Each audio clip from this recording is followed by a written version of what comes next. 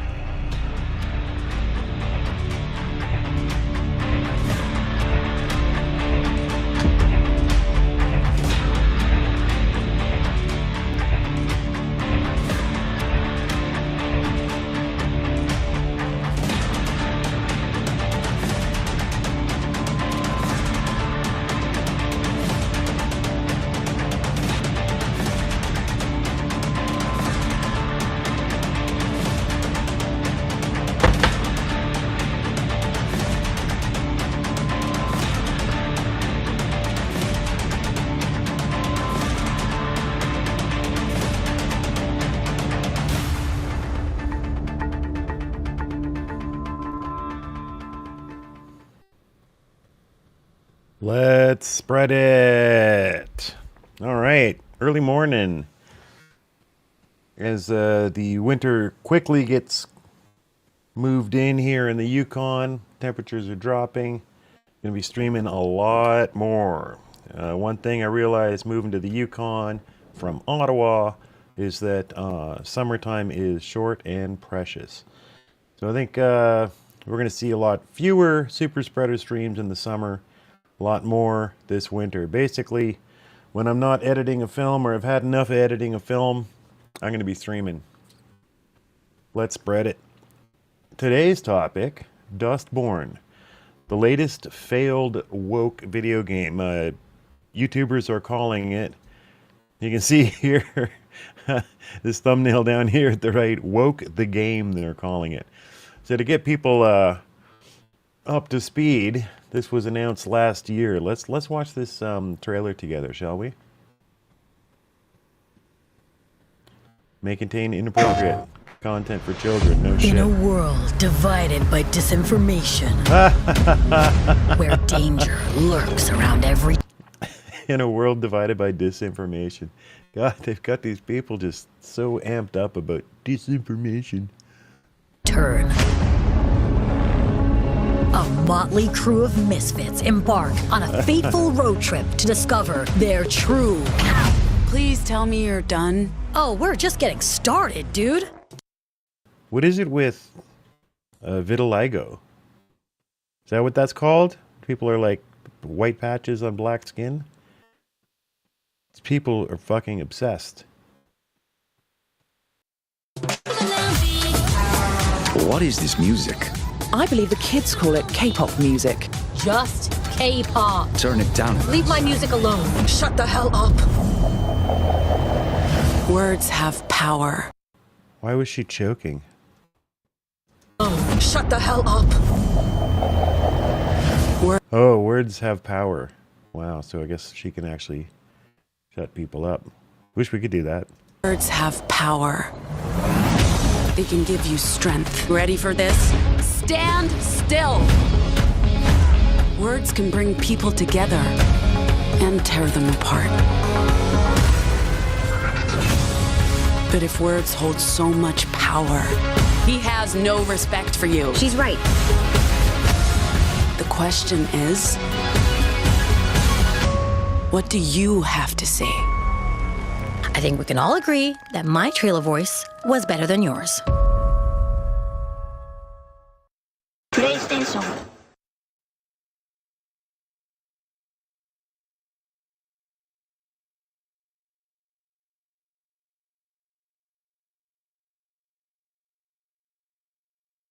All right, here we go. We chase the ghosts in the mean machine. We are the ghosts. Oh my god. god.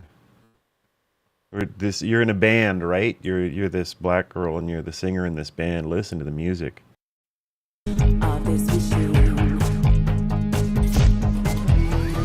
bouncing back along a severed line, chasing echoes of an older rhyme. This town's in a ghost town state. There are ghosts out walking late. Holy motherfucking shit, dude! For the demon inside of you, sending shadows of a darker blue. Got it. We're all close between time and reason, tracking echoes from another season. This is maybe the worst music I've ever heard in my life. In a ghost town We need to stick together. We need to be a crew.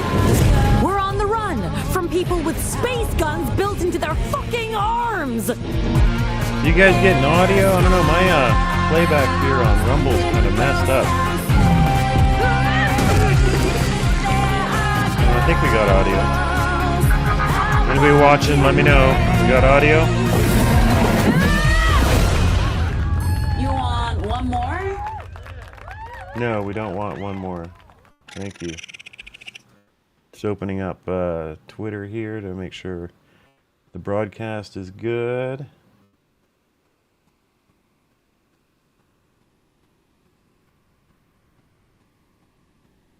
Okay, we got audio.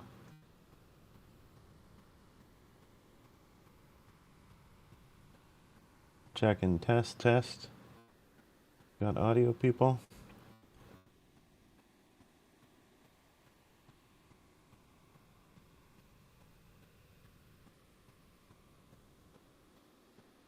Ugh, Twitter on Android is horrific. How does anyone use this? Book a profile. Doesn't show that I'm live. Said I was live when I went on. Alright, we'll just have to go to iPhone, where yes, it's actually working. Let's see if there's audio. Yeah, okay. Cool. There's audio there. Going to test the browser audio.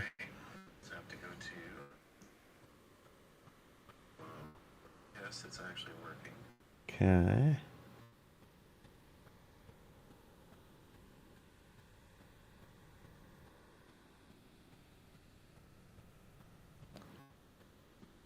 If you thought Flintlock was bad, or even Concord when it comes to wokeness, buckle up, because this game, Dustborn, that is coming out August 20th, 2024, is going to blow the wokeness out of the water. What's going on, guys? Welcome to another episode of Smash JT, and shout out to Larry Bundy Jr. for giving me the heads up on this extremely insanely woke game. And I watched the trailer for it, and I was like, you've got to be kidding me.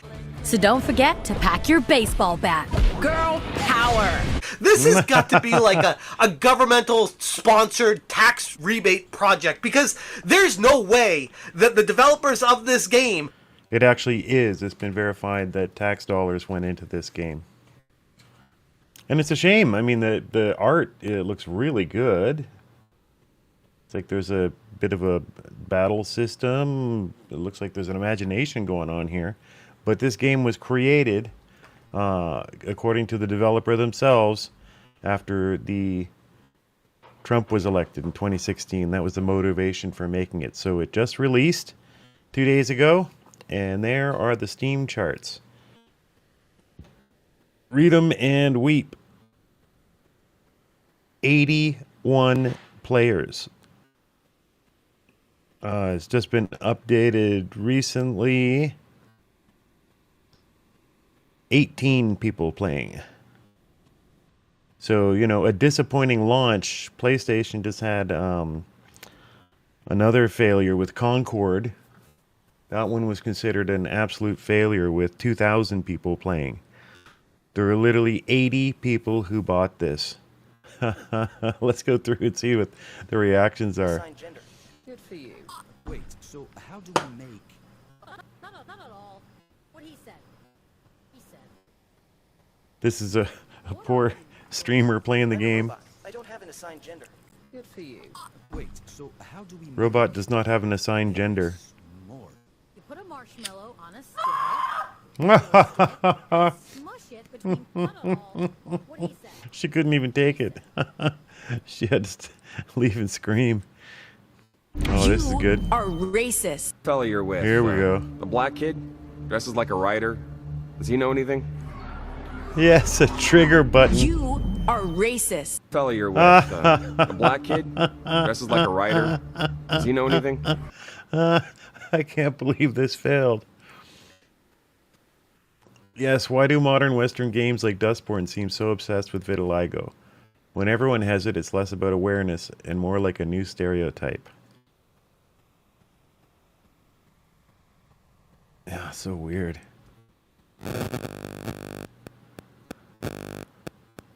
Game studios should just give us a character that looks like this and call it a day. Gamers will be happy and companies will be printing money. Yes, and this was a massively successful game. Out of Korea earlier this year. Back to the fun stuff.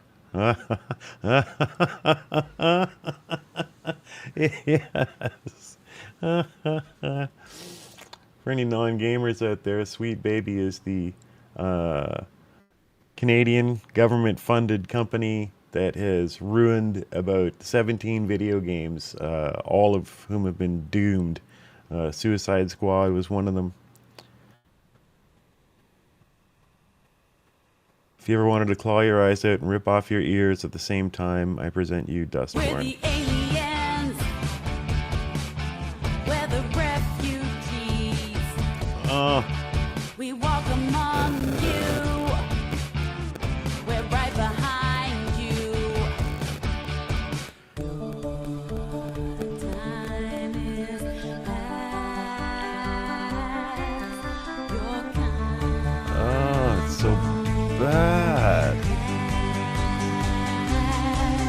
We're the Dustborn. This bug is airborne. We're the newborn. Our kind is newborn. We're the Dustborn. This bug is airborne. We're the new porn. Our kind is newborn. We're the Dustborn. Oh my god. Rock level? So this is like what? That was different. You make a living doing this? You're racist. We're a bit rusty, and it's been a long day. Yeah, sure thing.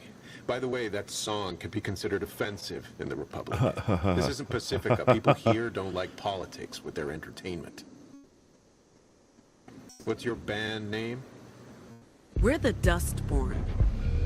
Wow. You tell him. Oh my god. That's like literally some of the worst music I've ever heard. Give Stuttering Craig a like. Unbelievable. So they just keep doing this. They were like clockwork, bro. The conversation is no longer about the actual game with these type of people. It's about how the game helps their side in whatever ideological war they're having with God knows who. Grums, this guy's a former Blizzard developer. He's turned into a real loudmouth after leaving Blizzard. Western studios need to abandon the modern audience myth. Real gamers versus their army of modern audiences. So Black Myth Wukong released a couple days ago, same day as Dustborn. I don't know what they were thinking. To peak of 3 million players. Dustborn, 80 players. Unbelievable. Unbelievable. Sael, this guy's cool. Have to follow him. He's got a good YouTube channel. If Genshin Impact and its jiggle physics waifus have passed Star Citizen, then which way, Rockstar Games? Hyper offended, hetero hating, NPC better than PC models, Dustborn Concord design, or will you future-proof your game against imminent attractive Asian clones? One like equals one jiggle.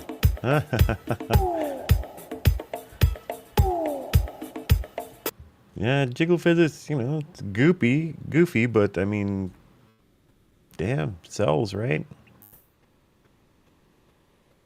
It might be a bit painful for girls sometimes to see this stuff, but I mean, it's true. 90% of the audience is male, and this is what they're trying to figure out. They put these like idiots with this horrible music and these fat vitiligo girls in there. Girls don't want to see that either. Let's switch up and head into the news. Kamala's border promises. Decades in law enforcement, I know the importance of safety and security, especially at our border. After decades in law enforcement, I know the importance because I believe everyone has a right to safety, to dignity, and to justice. Because I believe everyone has a right to safety, to dignity, and to justice. William, hello from because I believe Ireland. Are you in Ireland? Everyone has awesome. a right it's like to safety, to afternoon dignity, over there by and now, to I guess, justice. Because I believe everyone has a right to safety, to dignity, and to justice. And Jonathan, hey, how you doing? Sayel's a hoot. Yeah, he sure is. He's great. To safety, part of a, to dignity, and to justice. Oh, shut up. Part of the abuse.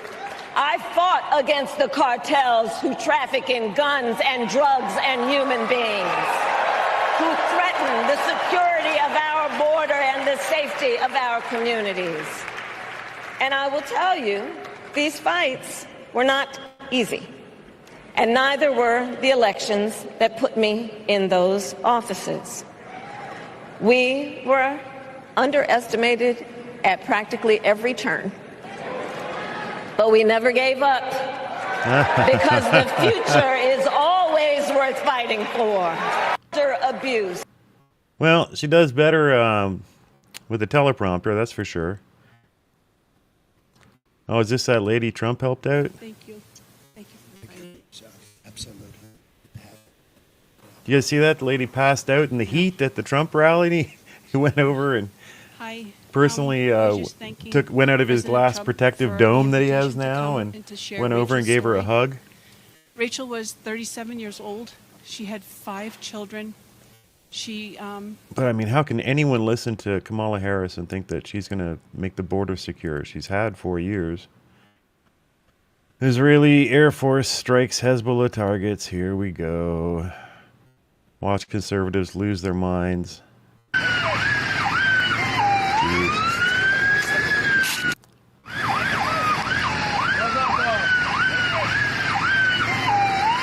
Jonathan, emote the vote. Yeah.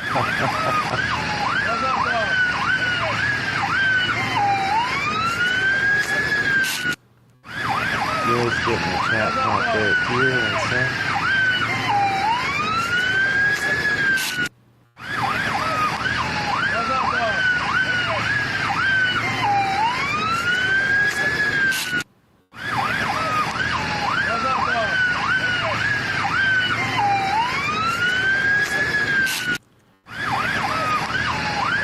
Can't believe what people over there have to put up with. We did a series on the truth behind Hamas, Hezbollah, actually offshoots of the Muslim Brotherhood from the early 20th century. Created and backed by our favorites, Freemasons.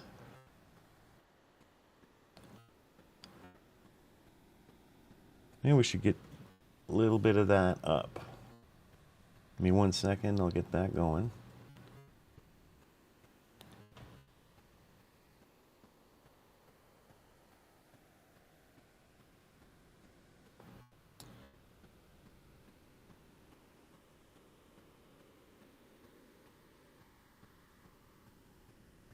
Let's see. It'll just take me a second. Rumble is... it's nice, but I mean, it's hard to even find your own stuff. Super spreaders, everything up. There we go. Let's watch a chunk of this.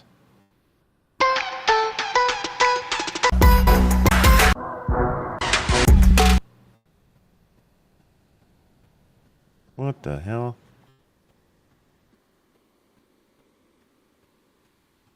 Good day, everyone. Okay, I'm back. Let's get to the presentation. And someone else sick now, humbling in as well. 5 is your player streaming software allows to upload Keynote. Link in description on episode 1. And to make that a lot easier, I just went ahead and made a presentation today that everyone can see. The PDF of which is available on our locals. Let me get that up here. Get the QR codes and get the locals up. Scan that QR code up there. Or I know a lot of our followers think that QR codes come from Satan, and I don't blame you. Jonathan, fun fact, Muslim Brotherhood began in Bangladesh. And the pinned post right there. Interesting. Is Is a PDF that with version of this entire presentation for you to look over. it's hard Without to get any the guys, further ado, let's get into it. Episode 2. It's hard to get the guys' names to stick. The 2 guys involved with starting the Brotherhood. We're talking about the Mason. He spent time in Bangladesh, Afghanistan, England. We'll see here.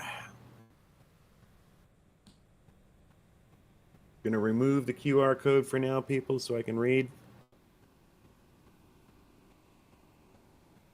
William, heard today Ireland's controllers are ramping up their intentions to joining NATO, or rather, not so. Nice, man. I'll bring up a clip in a sec that deals with that not so thing. Love it. This is why I like streaming. I missed it. Going to be doing this a lot more often. Hope to see smart people like you in here.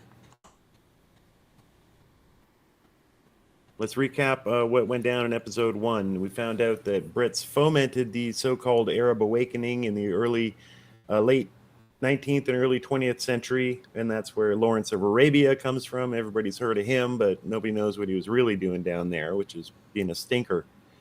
The Brits carved up the Middle East with France in secret meetings and came to an agreement known as the Sykes-Picot Agreement. And this led to the British mandated Palestine, which they held until the end of the war when they gave it to Israel. The Brits worked both sides, installing puppet regimes like the House of Saud and the kings in Egypt to power, whilst at the same time promising Zionist Jews a homeland there, playing both sides against the middle. Muslim Brotherhood was established by Hassan al-Banna with British money from the Suez Canal Company. Many terrorists and assassination jobs later, they were eventually kicked out by Egyptian populist leader Abdel Nasser. We'll get to him. City of London globalist banking was shown to be behind Islamic banking, which was set up around this time. After Muslims outlawed usury, the gross use of interest on loans. Massive money laundering done through Arab banks such as BCCI, which eventually became involved in a huge scandal in the 90s, and is how modern terror and intelligence black ops are funded to this day. Let's get it. All right, let's meet Hassan al-Banna. This is the biggest figure in the creation of the Muslim Brotherhood, biggest Middle East figure. The Muslim Brotherhood emerged out of Egypt in 1928 to evolve into the largest and most influential Sunni revivalist organization in the 20th century. Founded by Hassan al-Banna, he was a devout Islamic prodigy, originally a Sufi. Organized many groups. It seemed like a pastime for him while he was of high school to college age. The Society for Moral Behavior, the Society for Impeding the Forbidden, and the Hasafiya Society for Welfare. And here come the Freemasons. So this was not entirely surprising. I don't suppose Freemasons are ever totally surprising when they show up, but that they are so deeply involved. It explains why they wear those hats, right? Freemasonry appeared in Egypt soon after Napoleon's conquest in 1798 with his general Jean-Baptiste Kleber establishing the Lodge of Isis. French masonry dominated Egypt until British lodges began to appear after the British occupation in 1882. The Egyptian monarchs from Khedive, I'm not sure how to pronounce that, Khedive Ismail to King Faoud were made honorary grandmasters. So you've got the very tippity top of Egyptian society were all Freemasons. And we're going to meet Al-Afghani and Abdu. These guys are both highest level Freemasons in Egypt. Al-Afghani was a foreigner, actually, the former prime minister of Afghanistan. Became an activist in Iran and Russia before appearing in Egypt. Considered the founder of the political pan-Islamic movement, the movement to get Islam everywhere.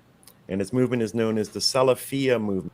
Anybody watching on Twitter, Rumble, Locals? Get the Rumble feed going here. I want to test out the ad campaign feature here. Need a few more people watching on Rumble so that I can do an ad read. That's the goal today. We'll do one ad read.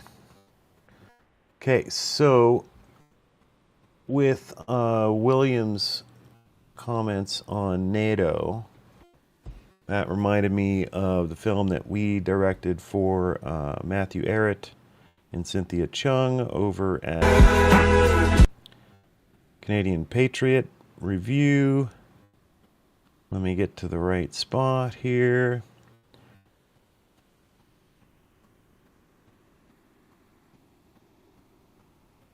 Oh yeah, that's a fascinating section. We can watch from there. Its existence until the 1970s. Take the case of Australia's Prime Minister, Gough Whitlam. As soon as Whitlam discovered the existence of this agency's tentacles within his own nation, he demanded that it be shut down.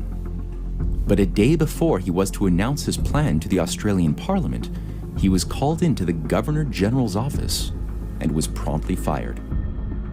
That's right.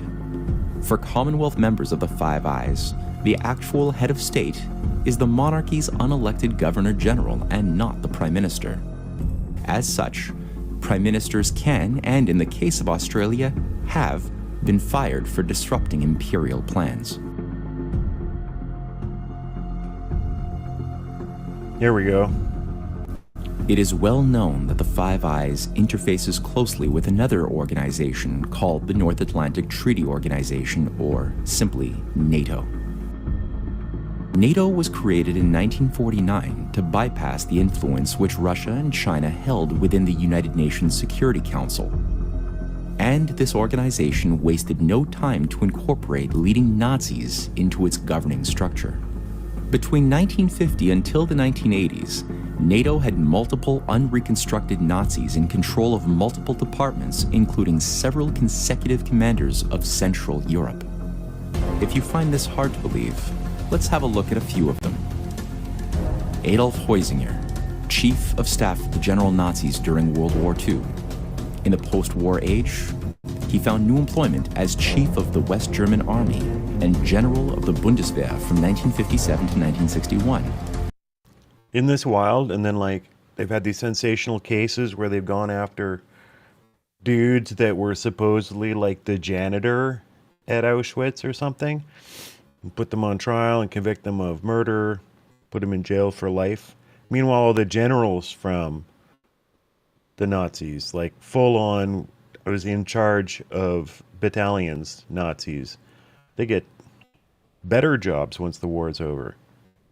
From 1961 to 1964, Heusinger became chairman of the NATO Military Committee, but he wasn't alone.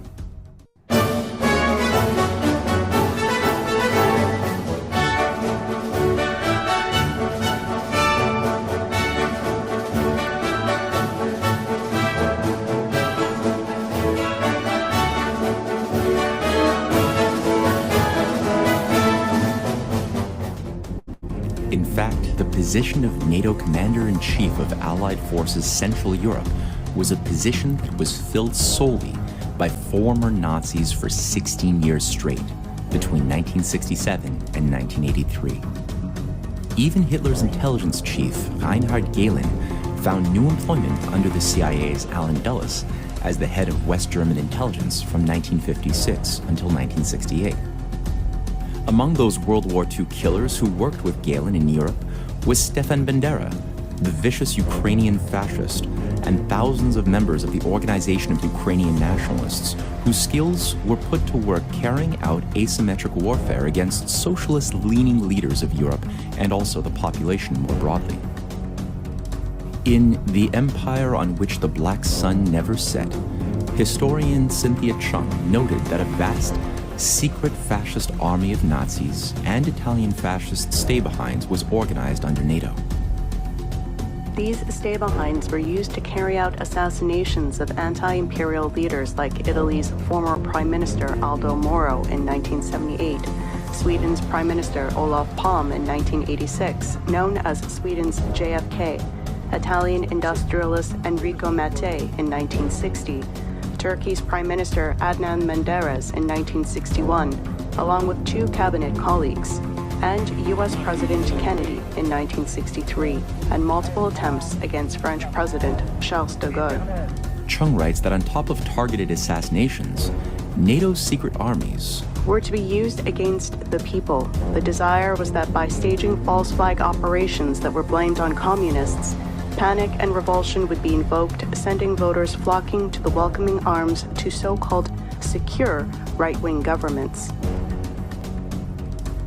In 1959, an internal NATO briefing minute dated June 1st of that year slipped into the hands of a British newspaper, which revealed that the task of the stay-behind units had been switched from confronting a Soviet invasion to confronting an internal subversion. All right, Ireland. Have fun in NATO. I feel for you, William. But all these fool countries. What happened? Sweden joined, right? Finland. All joining up again with the good old Nazis that they ostensibly fought. Well, not so much Sweden, I guess. Maybe not so much Sweden. All right, back to editing. Thanks for anyone who joined in. We didn't quite reach the level for ad campaign. I'll be back in a few hours, so I'm going to go edit Matthew Ehret's next video. For everyone that enjoyed watching the bit of that, you can go to the channel Matt Ehret on Rumble. And this one's called Five Eyes, NATO, and the Ugly Truth of CSIS. That's the Canadian CIA. It's a joke of an organization. All right, everybody. We're going to end the stream here.